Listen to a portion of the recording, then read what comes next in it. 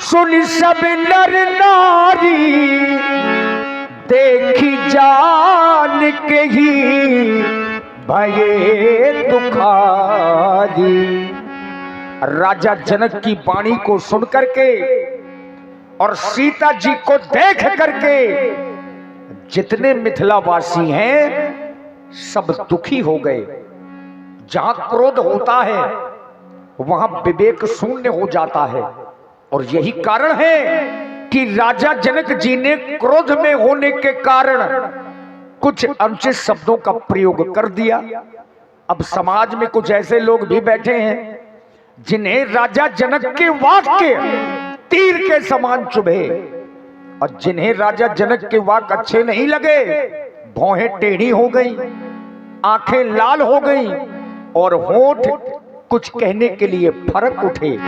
माथे लखन कुटिल भई भोहे, रदपट फरकत नयन रिसोहे। कही न सकत रघुबीर डरो, लगे बचन जनुबान। नाई राम पद कमल सिरो, बोले गिरा प्रमाण।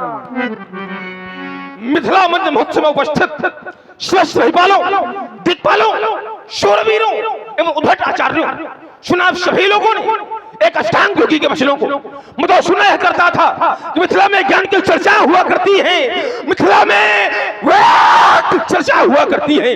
क्या यही हो रही है ज्ञान की चर्चाएं? क्या यही हो रही है वेदांत की चर्चाएं?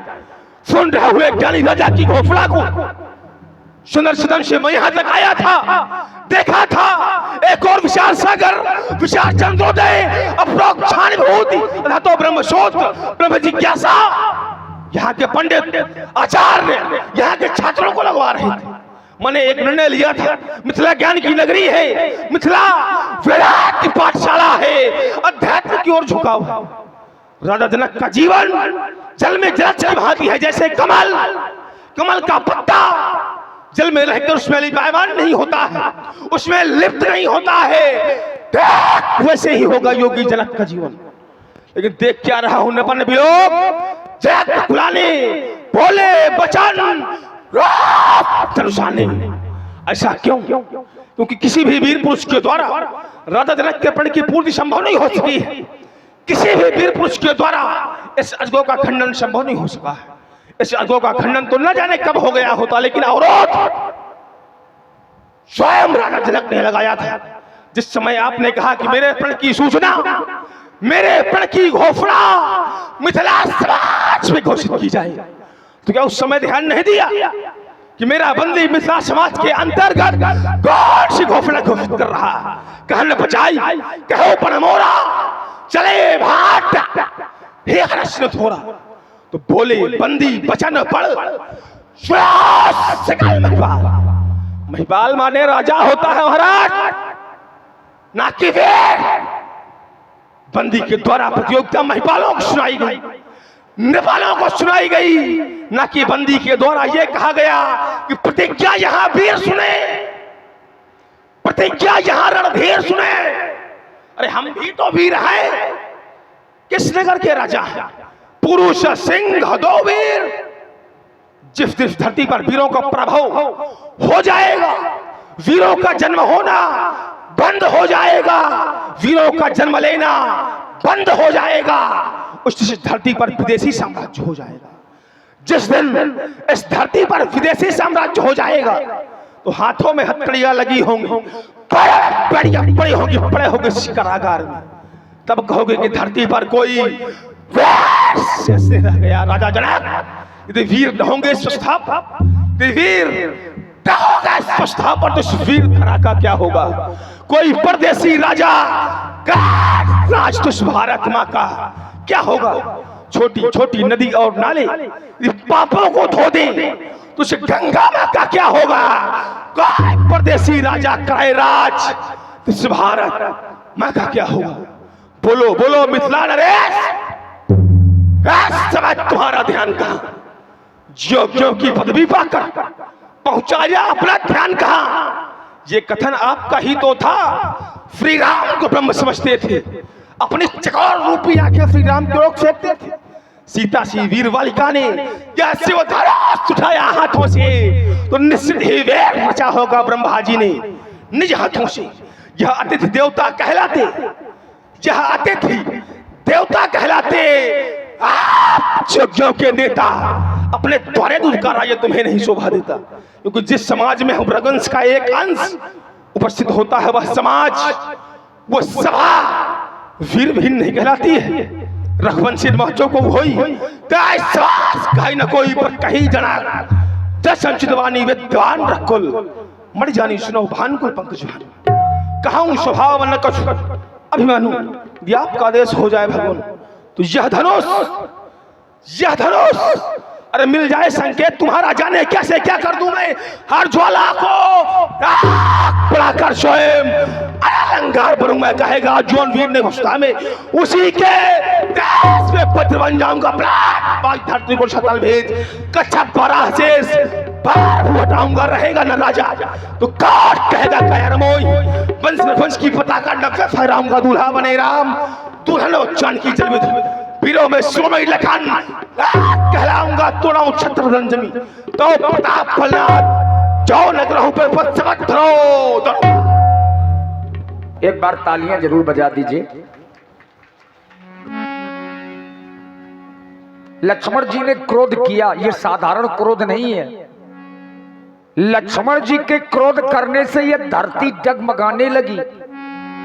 लखन सकोपे बचन जी बोले, डगमगानी मही दिग्गज डोले। दोनों भाइयों में मर्यादाएं बड़ी अच्छी हैं और इसीलिए तो लोग मर्यादा पुरुषोत्तम कहते हैं। लक्ष्मण भैया इतना क्रोध कर रहे थे और राम जी ने सेना कानी की आंखों का इशारा दिया तो भैया लक्ष्मण आंखों के इशारे देखने मात्र से शांत हो गए।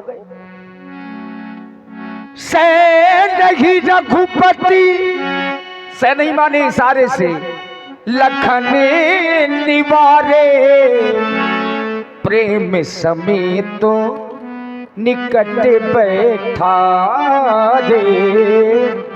श्री देशराज भैया, श्री देशराज राजपूत जी जो बरहारा सरीला से पधारे हैं, एकादश मुद्राएं भैया लक्ष्मण जी के चरणों में प्रदान करते हैं। साधुवाद।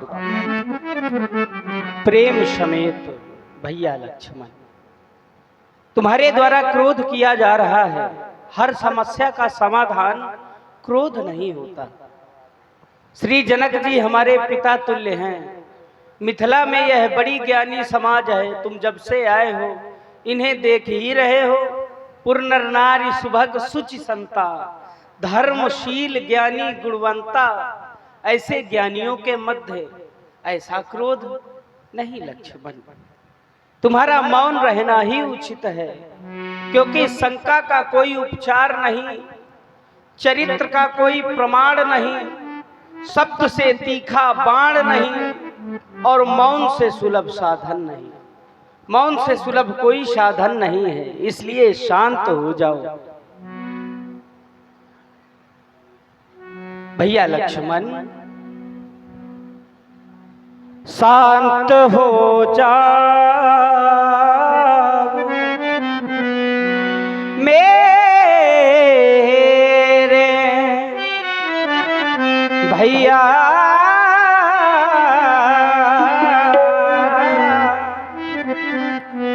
अहो भ्रात टुक धैर्य धरो, विधिना क्या रंग दिखाता है। कभी फूल डाली पर लगते, कभी पतझड़ कहलाता है।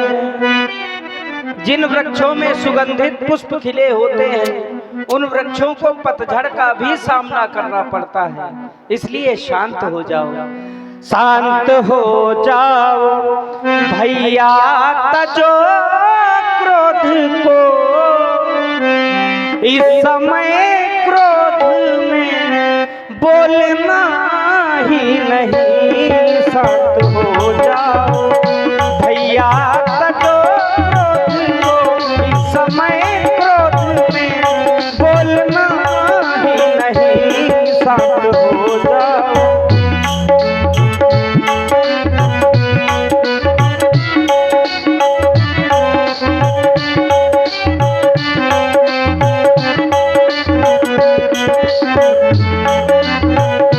भैया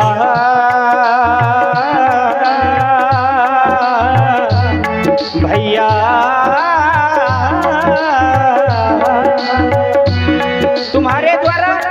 तुम्हारे द्वारा धनुष खंडन की प्रतिज्ञा कर ली गई भैया लक्ष्मण। हो कर जो डाली प्रतिज्ञा धनुष तोड़ दूं, विधि का कोई नियम टूटता ही नहीं, विधि का कोई।